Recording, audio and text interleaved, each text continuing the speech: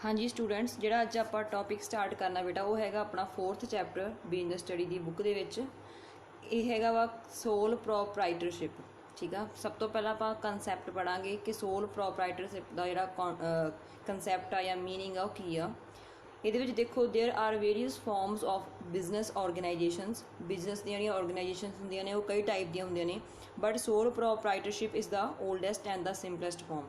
But ਜਿਹੜੀ ਇਹ 'ਚ सोल ਪ੍ਰੋਪਰਾਈਟਰ ਸਭ ਤੋਂ ਪੁਰਾਣੀ ਅਤੇ ਸਭ ਤੋਂ ਸਿੰਪਲ ਵਾਲੀ ऑर्गेनाइजेशन हैगी आ। It is the most natural form of organisation and also found in every country of the world. ਇਹ ਸਭ ਤੋਂ ਜਾਣੀ ਕਿ ਜ਼ਿਆਦਾ ਨੈਚੁਰਲ ਟਾਈਪ ਦੀ ਆ ਅਤੇ ਦੁਨੀਆ ਦੇ ਹਰ ਇੱਕ ਦੇਸ਼ ਦੇ ਵਿੱਚ ਇਸ ਫਾਰਮ ਦੀ ਔਰਗੇਨਾਈਜੇਸ਼ਨ ਪਾਈ ਜਾਂਦੀ ਆ।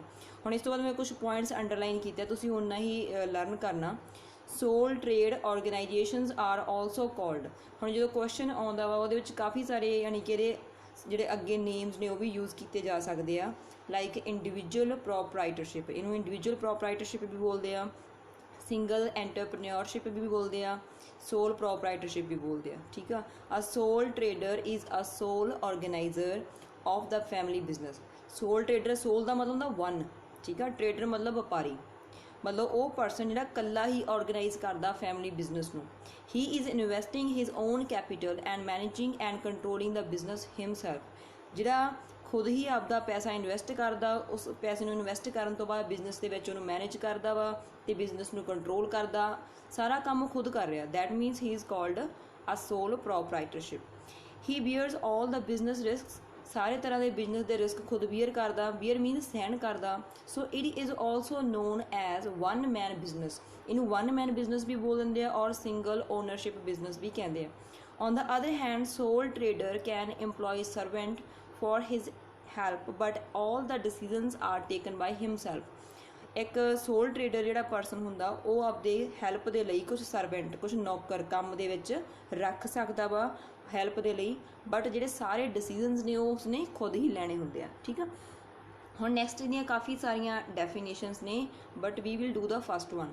ਫਸਟ ਦੇਖੋ, a sole trader is a person who carries on business exclusively by and for himself। Sole trader ਇੱਕ ਇੱਦਾਂ ਦਾ ਪਰਸਨ ਹੁੰਦਾ ਹੈ ਜਿਹੜਾ ਕਿ ਬਿਜ਼ਨਸ ਨੂੰ ਕੈਰੀ ਕਰਦਾ, ਚਲਾਉਂਦਾ ਵਾ। ਠੀਕ ਆ, ਐਕਸਕਲੂਸਿਵਲੀ ਹੁੰਦਾ ਸਿਰਫ ਅਤੇ ਸਿਰਫ ਬਾਏ ਆਪਦੇ ਦੁਆਰਾ ਐਂਡ ਫॉर ਹਿਮਸੈਲਫ, ਮਤਲਬ ਆਪਦੇ ਲਈ ਅਤੇ ਆਪਦੇ ਦੁਆਰਾ ਹੀ ਉਹ ਬਿਜ਼ਨਸ ਚਲਾਉਂਦਾ ਵਾ। ਠੀਕ ਆ, ਬਿਜ਼ਨਸ ਨੂੰ ਕੈਰੀ ਕਰਦਾ। ਇਹਦੀਆਂ ਫਰਦਰ ਕਾਫੀ ਹੋਰ ਡੈਫੀਨੇਸ਼ਨਸ ਨੇ, ਉਹ ਆਪਾਂ ਨਹੀਂ ਕਰਨੀਆਂ। ਠੀਕ ਆ, ਓਨਲੀ ਵਨ ਡੈਫੀਨੇਸ਼ਨ ਕਰਨੀ ਆ ਵਿਦ ਮੀਨਿੰਗ। ਠੀਕ, ਹੁਣ ਨੈਕਸਟ ਇਸ ਤੋਂ ਬਾਅਦ ਆਪਣਾ ਜਿਹੜਾ ਟੌਪਿਕ ਆ ਉਹ ਦੇਖੋ ਬੇਟਾ। ਹੁਣ ਇਹਦੀਆਂ ਜਿਹੜੀਆਂ ਡੈਫੀਨੇਸ਼ਨਸ ਨੇ ਉਹਦੀ ਕੁਛ ਐਨਾਲਿਸਿਸ ਬਣਦੀ ਆ। ਡੈਫੀਨੇਸ਼ਨ ਤੋਂ ਸਾਨੂੰ ਕਿਹੜੇ ਕਿਹੜੇ ਪੁਆਇੰਟਸ ਜਿਹੜੇ ਕਲੀਅਰ ਹੁੰਦੇ ਆ। ਹੁਣ ਇਹਦੇ ਵਿੱਚ ਫਸਟ ਪੁਆਇੰਟ ਦੇਖੋ, a sole trade business is owned by one man. ਜੋ ਵੀ ਅਸੀਂ ਡੈਫੀਨੇਸ਼ਨਸ ਪੜ੍ਹੀਆਂ, ਮੀਨਿੰਗ ਪੜ੍ਹਿਆ, ਉਹ ਤੋਂ ਸਾਨੂੰ ਇਹ ਐਨਾਲਿਸਿਸ ਹੁੰਦੀ ਆ, ਅਸੀਂ ਇਹ ਪਤਾ ਕਰਦੇ ਹਾਂ ਕਿ ਕਿਹੜੇ ਬਿਜ਼ਨਸ ਨੂੰ ਅਸੀਂ ਸੋਲ ਟ੍ਰੇਡ ਬਿਜ਼ਨਸ ਕਹਿੰਦੇ ਆ, which is owned by one man, ਜਿਹਦਾ ਮਾਲਕ ਇੱਕੋ ਹੀ ਪਰਸਨ ਹੁੰਦਾ ਹੈ। He bears all the business risk, ਜਿਹੜਾ ਬਿਜ਼ਨਸ ਦੇ ਸਾਰੇ ਰਿਸਕ ਬੀਅਰ ਕਰਦਾ, ਸਹਿਣ ਕਰਦਾ। All the decisions are taken by one man, ਸਾਰੇ ਜਿਹੜੇ ਡਿਸੀਜ਼ਨ ਨੇ ਉਹ ਵੀ ਇੱਕ ਪਰਸਨ ਦੁਆਰਾ ਹੀ ਲਏ ਜਾਂਦੇ ਆ। The business is managed and controlled by one person although he may employ servant for his help. Business ਨੂੰ ਮੈਨੇਜ ਕਰਨਾ ਅਤੇ ਕੰਟਰੋਲ ਕਰਨ ਦਾ ਕੰਮ ਉਹ ਇੱਕ ਪਰਸਨ ਦਾ ਹੀ ਹੈ, ਬਟ ਹਾਂ ਉਹ ਆਪਦੀ ਹੈਲਪ ਦੇ ਲਈ ਕੁਝ ਸਰਵੈਂਟ ਨੂੰ ਜਾਂ ਇੱਕ ਨੂੰ ਜਾਂ ਦੋ ਨੂੰ ਉਹ ਇੰਪਲੋਏ ਕਰ ਸਕਦਾ, ਰੱਖ ਸਕਦਾ ਕੰਮ 'ਤੇ। The investment is made by the owner, ਜੋ ਮਾਲਕ ਹੁੰਦਾ ਬਿਜ਼ਨਸ ਦਾ ਉਹਦੇ ਦੁਆਰਾ ਹੀ ਇਨਵੈਸਟਮੈਂਟ ਕੀਤੀ ਜਾਂਦੀ ਆ। The liability of the owner are unlimited. Liability word ਨੂੰ ਸਮਝ ਲਓ, ਲਾਇਬਿਲਿਟੀ ਹੁੰਦੀ ਹੈ ਦੇਣਦਾਰੀ, ਮਤਲਬ ਜਿਹੜਾ ਲੋਕਾਂ ਨੂੰ ਪੈਸਾ, ਜੇ ਉਹਨੇ ਲੋਕਾਂ ਤੋਂ ਕੁਛ ਉਧਾਰ ਲਿਆ ਵਾ, ਠੀਕ ਆ, ਜਾਂ ਕਿਸੇ ਤੋਂ ਕੋਈ ਕਰਜ਼ ਲਿਆ ਵਾ, ਉਹਦਾ ਉਹ ਇਕੱਲਾ ਹੀ ਦੇਣਦਾਰ ਆ, ਅਨਲਿਮਿਟਡ ਆ। ਹੁਣ ਅਨਲਿਮਿਟਡ ਦਾ ਮਤਲਬ ਸਮਝ ਲਓ, ਅੱਗੇ ਜਾ ਕੇ ਆਪਾਂ ਇਹ ਟੌਪਿਕ ਲਰਨ ਕਰਨੇ ਨੇ ਅੱਗੇ, ਜਿਹਦੇ ਵਿੱਚ ਆਪਾਂ ਐਕਸਪਲੇਨ ਕਰਾਂਗੇ ਲਿਮਿਟਡ ਲਾਇਬਿਲਿਟੀ ਕੀ ਹੁੰਦੀ ਆ, ਅਨਲਿਮਿਟਡ ਕੀ ਹੁੰਦੀ ਆ। ਲਿਮਿਟਡ ਉਹ ਹੁੰਦੀ ਆ ਜਿਹਦੇ ਵਿੱਚ ਜਿੰਨੇ ਉਹਨੇ ਇਨਵੈਸਟ ਕੀਤੇ ਆ ਬਿਜ਼ਨਸ ਦੇ ਵਿੱਚ, ਠੀਕ ਆ, ਉਨੇ ਕੁ ਨੂੰ ਹੀ ਕੋਈ ਪਰਸਨ ਕੇਸ ਕਰਕੇ ਜਾਂ ਕਿਸੇ ਵੀ ਤਰੀਕੇ ਨਾਲ ਪੈਸੇ ਉਹ ਤੋਂ ਲੈ ਸਕਦਾ। ਅਨਲਿਮਿਟਡ ਲਾਇਬਿਲਿਟੀ ਦੇ ਵਿੱਚ ਉਹ ਪਰਸਨ ਦੀ ਸ਼ੌਪ ਵੀ ਜਾ ਸਕਦੀ ਆ, ਠੀਕ ਆ, ਕਰਜ਼ਾ ਪੇ ਕਰਨ ਦੇ ਲਈ ਜਿਹੜਾ ਨੇ ਡੈਟ ਚੱਕਿਆ ਹੋਇਆ। ਅਨਲਿਮਿਟਡ ਲਾਇਬਿਲਿਟੀ ਦੇ ਵਿੱਚ ਉਹਦੀ ਪਰਸਨਲ ਪ੍ਰੋਪਰਟੀ, ਜਿਵੇਂ ਉਹਦਾ ਘਰ, ਕੋਈ ਪਲਾਟ ਵਗੈਰਾ ਹੈਗੇ, ਉਹ ਵੀ ਉਹਦੇ ਵਿੱਚ ਜਾ ਸਕਦੇ ਆ। ਸੋ ਇਹਦੇ ਵਿੱਚ ਜਿਹੜਾ ਓਨਰ ਹੁੰਦਾ ਇਹਦੀ ਲਾਇਬਿਲਿਟੀ ਅਨਲਿਮਿਟਡ ਆ। ਦੈਟ ਮੀਨਸ ਜੇ ਉਹ ਕਿਸੇ ਦਾ ਕਰਜ਼ਾ ਵਾਪਸ ਨਹੀਂ ਕਰਦਾ ਤਾਂ ਉਹ ਜਿਹੜਾ ਆਪਦਾ ਪਰਸਨਲ ਹਾਊਸ ਆ ਅਲੋਂਗ ਵਿਦ ਸ਼ੌਪ ਵਗੈਰਾ ਉਹ ਵੀ ਵਿੱਚ ਜਾ ਸਕਦੀ ਆ ਕਰਜ਼ਾ ਪੇ ਕਰਨ ਦੇ ਲਈ। ਨੈਕਸਟ ਦੇਖੋ, The success or failure of the business depend upon the skill and intelligence of the sole trader. Business successful ਹੋਊਗਾ ਜਾਂ ਫੇਲ ਹੋਊਗਾ, ਇਹ ਡਿਪੈਂਡ ਕਰਦਾ ਕਿ ਉਹ ਪਰਸਨ ਦੇ ਵਿੱਚ ਕਿੰਨੀਆਂ ਕੁ ਸਕਿੱਲਸ ਨੇ ਜਾਂ ਕਿੰਨਾ ਕੁ ਇੰਟੈਲੀਜੈਂਟ ਪਰਸਨ ਆ, ਠੀਕ ਆ। ਬਿਕੋਜ਼ ਹੁਣ ਦੇਖੋ, ਹੋ ਸਕਦਾ ਉਹ ਪੜ੍ਹਿਆ ਲਿਖਿਆ ਹੋਵੇ, ਹੋ ਸਕਦਾ ਪੜ੍ਹਿਆ ਲਿਖਿਆ ਨਾ ਹੋਵੇ, ਤਾਂ ਡਿਪੈਂਡ ਕਰਦਾ ਉਹ ਕਿੰਨਾ ਕੁ ਇੰਟੈਲੀਜੈਂਟ ਆ, ਉਹਦੇ ਬੇਸਿਸ 'ਤੇ ਉਹਦੀ ਬਿਜ਼ਨਸ ਦੀ ਕਾਮਯਾਬੀ ਡਿਪੈਂਡ ਕਰਦੀ ਆ। It is the owner who enjoys all the profits and suffer all the losses of the business.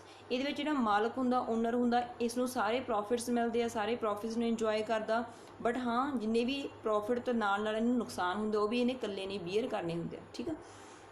ਹੁਣ ਨੈਕਸਟ ਟੌਪਿਕ ਹੈਗਾ ਆਪਣੇ ਕੋਲ ਲੀਗਲ ਪੋਜੀਸ਼ਨ। ਲੀਗਲ ਪੋਜੀਸ਼ਨ ਨੂੰ ਧਿਆਨ ਨਾਲ ਦੇਖੋ। ਕਾਨੂੰਨੀ ਤੌਰ ਤੇ ਇੱਕ ਸੋਲ ਟ੍ਰੇਡ ਬਿਜ਼ਨਸ ਦੀ ਕੀ ਪੋਜੀਸ਼ਨ ਆ। Legal position of a sole trade business is clear from the following points. ਹੇਠ ਲਿਖੇ ਹੋਏ ਪੁਆਇੰਟਸ ਤੋਂ ਇਹ ਕਲੀਅਰ ਹੋ ਜਾਂਦੀ ਆ। First one is there are some general laws which are applicable to sole trade business. If there is a rule of getting a license for starting a new business, then sole trade will get the license before setting up such business. ਕੁਛ ਲॉज ਬਣੇ ਹੋਏ ਨੇ, ਠੀਕ ਆ, ਜਿਹੜੇ ਕਿ ਆਪਣੇ ਆਪ ਨੂੰ ਜੋ ਆਪਾਂ ਕਹਿ ਦਈਏ ਐਪਲੀਕੇਬਲ ਨੇ ਸੋਲ ਟ੍ਰੇਡ ਬਿਜ਼ਨਸ ਦੇ ਉੱਪਰ ਵੀ, ਠੀਕ ਆ। ਬਟ ਜੇ ਕਈ ਵਾਰ ਹੁੰਦਾ ਵਾ ਕੁਛ ਇੱਦਾਂ ਦਾ ਬਿਜ਼ਨਸ ਜਿਨ੍ਹਾਂ ਦੇ ਲਈ ਲਾਇਸੈਂਸ ਲੈਣਾ ਜ਼ਰੂਰੀ ਆ।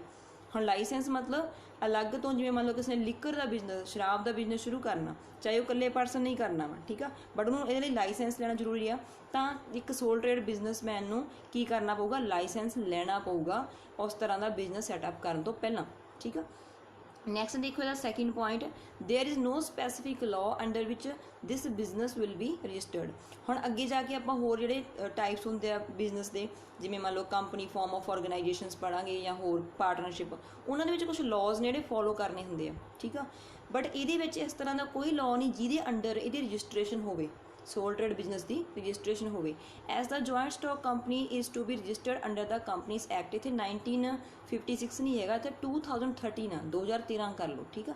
ਜੁਆਇੰਟ ਸਟਾਕ ਕੰਪਨੀ ਆ ਜਿਹੜੀ, ਉਹ ਕੰਪਨੀਜ਼ ਐਕਟ ਸੀਗਾ ਜਿਹੜਾ 2013 ਦੇ ਵਿੱਚ ਰੀਸੈਂਟ ਸੀਗਾ, ਉਹ ਪਾਸ ਹੋਇਆ ਸੀ, ਉਹਦੇ ਅੰਦਰ ਰਜਿਸਟਰ ਹੋਣੀ ਚਾਹੀਦੀ ਹੈ। A partnership firm is govern by partnership act 1932, ਠੀਕ ਆ। ਇੱਕ ਪਾਰਟਨਰਸ਼ਿਪ ਫਰਮ ਆ, ਉਹ 1932 ਨਾਂ ਦਾ ਇੱਕ ਐਕਟ ਆ, ਪਾਰਟਨਰਸ਼ਿਪ ਐਕਟ, ਉਹਦੇ ਅੰਡਰ ਕੀ ਹੋਣੀ ਚਾਹੀਦੀ, ਰਜਿਸਟਰ ਹੋਣੀ ਚਾਹੀਦੀ ਆ। ਬਟ ਦੇਅਰ ਇਜ਼ ਨੋ ਸੱਚ ਸਟੈਚੂਏਟ ਵਿਚ ਗਵਰਨਸ ਦਾ ਸੋਲ ਟ੍ਰੇਡ ਬਿਜ਼ਨਸ। ਸਟੈਚੂਏਟ ਦਾ ਮਤਲਬ ਹੁੰਦਾ ਕੁਛ ਕਾਨੂੰਨੀ ਤੌਰ 'ਤੇ ਕੋਈ ਲਾਅ ਵਗੈਰਾ ਪਾਸ ਹੋਣਾ, ਠੀਕ ਆ। ਬਟ ਇਹਦੇ ਲਈ ਕੋਈ ਇੱਦਾਂ ਦਾ ਕਾਨੂੰਨੀ ਲਾਅ ਨਹੀਂ ਹੈ ਜਿਹਦੇ ਕਰਕੇ ਜਿਹੜਾ ਸੋਲ ਟ੍ਰੇਡ ਬਿਜ਼ਨਸ ਆ ਉਹਦੀ ਸਾਨੂੰ ਰਜਿਸਟ੍ਰੇਸ਼ਨ ਕਰਾਉਣੀ ਪਵੇ।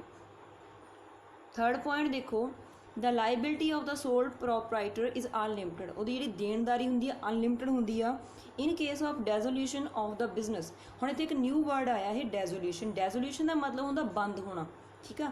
ਮੰਨ ਲਓ ਬਿਜ਼ਨਸ ਬੰਦ ਹੁੰਦਾ ਉਹਦਾ, not only the assets of the business are liable for meeting the obligation of the business but the private assets of the trader are also taken into account. ਇਹਦਾ ਮੀਨਿੰਗ ਸਮਝ ਲਓ, ਜਦੋਂ ਸਪੋਜ਼ ਕਰ ਲਓ ਕਿਸੇ ਬੰਦੇ ਨੇ ਕਰਜ਼ਾ ਲਿਆ ਹੋਇਆ ਸੀ, ਉਹਦੀ ਕੋਈ ਕਰਿਆਨਾ ਸ਼ਾਪ ਚੱਲਦੀ ਸੀਗੀ, ਠੀਕ ਆ। ਜਦੋਂ ਹੁਣ ਉਹਦਾ ਟਾਈਮ ਆਇਆ, ਮਤਲਬ ਉਹਦਾ ਕੰਮ ਬੰਦ ਹੋ ਰਿਹਾ ਵਾ, ਕੰਮ ਬੰਦ ਹੋਇਆ ਤਾਂ ਉਹ ਆਪਦੀ ਸ਼ਾਪ ਨੂੰ ਵੇਚੂਗਾ, ਸ਼ਾਪ ਦੇ ਵਿੱਚ ਸਮਾਨ ਪਿਆ ਹੋਊਗਾ ਉਹਨੂੰ ਵੀ ਵੇਚੂਗਾ। ਤਾਂ ਉਹਦੇ ਵਿੱਚ ਉਹ ਕੀ ਦੱਸ ਰਹੇ ਆ, only assets of the business. ਇਹ ਇਕੱਲੇ ਉਹਦੇ ਜਿਹੜੇ ਬਿਜ਼ਨਸ ਦੇ ਵਿੱਚ ਲੱਗੀਆਂ ਹੋਈਆਂ ਮਸ਼ੀਨਾਂ ਜਾਂ ਜੋ ਸਮਾਨ ਆ, ਇਕੱਲਾ ਉਹੀ ਲਾਇਬਲ ਨਹੀਂ ਹੈ, ਮਤਲਬ ਇਕੱਲਾ ਸਮਾਨ ਹੀ ਨਹੀਂ ਹੈ ਵੀ ਇਕੱਲਾ ਵੇਚ ਕੇ। ਓਬਲੀਗੇਸ਼ਨ ਹੁੰਦੀਆਂ ਡਿਊਟੀਜ਼, ਜਿਹੜੇ ਉਹਨੇ ਪੈਸੇ ਪੇ ਕਰਨੇ ਸੀ, ਵੀ ਬਿਜ਼ਨਸ ਦੇ ਵਿੱਚ ਜਿੰਨੇ ਵੀ ਪੇਮੈਂਟ ਉਹਦੀ ਰਹਿੰਦੀ ਸੀ ਕਿਸੇ ਨੂੰ ਕਰਨ ਵਾਲੀ, ਇਕੱਲਾ ਸਮਾਨ ਵੇਚ ਕੇ ਨਹੀਂ ਹੋਊਗੀ। ਬਟ ਪ੍ਰਾਈਵੇਟ ਐਸੈਟਸ ਉਹਦੇ ਕੀ ਹੋ ਸਕਦੇ, ਉਹਦਾ ਘਰ ਹੋ ਸਕਦਾ, ਉਹਦੇ ਪਲਾਟ ਹੋ ਸਕਦੇ ਆ, ਉਹ ਵੀ ਟਰੇਡਰ ਦੇ ਕੀ ਕੀਤੇ ਜਾਣਗੇ, ਅਕਾਊਂਟ ਦੇ ਵਿੱਚ ਲਏ ਜਾਣਗੇ। ਮਤਲਬ ਉਹ ਵੀ ਗਿਣਤੀ ਦੇ ਵਿੱਚ ਕੀਤੇ ਜਾਣਗੇ ਵੀ ਹਾਂ ਕਰਜ਼ਾ ਰਹਿੰਦਾ ਵਾ ਤਾਂ ਇਹਦਾ ਘਰ ਵੇਚ ਕੇ ਜਾਂ ਇਹਦਾ ਪਲਾਟ ਵਗੈਰਾ ਵੇਚ ਕੇ ਉਹ ਕਰਜ਼ਾ ਉਤਾਰਿਆ ਜਾਵੇ, ਠੀਕ ਆ। ਹੁਣ ਨੈਕਸਟ ਦੇਖੋ ਲਾਸਟ ਪੁਆਇੰਟ ਇਹਦਾ, from the legal point of view sole trader and his business are not different entities।